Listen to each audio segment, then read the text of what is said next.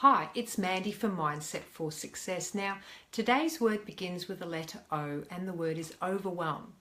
So I used to be really good at overwhelm, and I have a lot of clients who often fall into that state called overwhelm.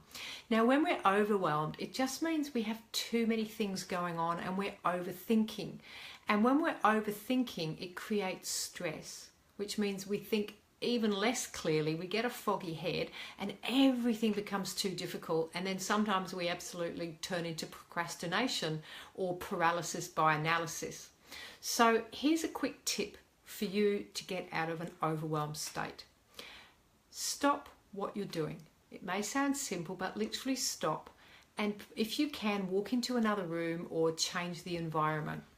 Get a piece of paper and a pen, a good old paper and pen, and write down on the paper everything that you're thinking about and everything that needs to do.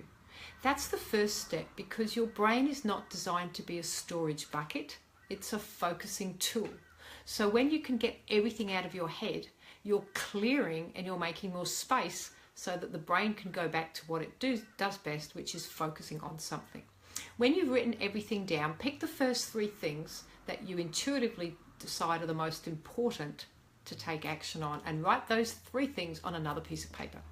Simply pick one of the things, and if there are a few steps, write the thing on the next piece of paper and write down the first three small steps that are required to take action on that one project.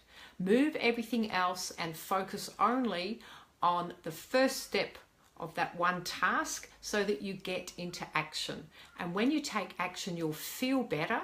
Your brain will give you a little shot of dopamine because it thinks it's achieved a goal, and that will be just enough fuel to help you create more momentum and keep going to get out of that overwhelmed state so you can think more clearly and get yourself back into action. So that's your tip to today, O for overwhelm.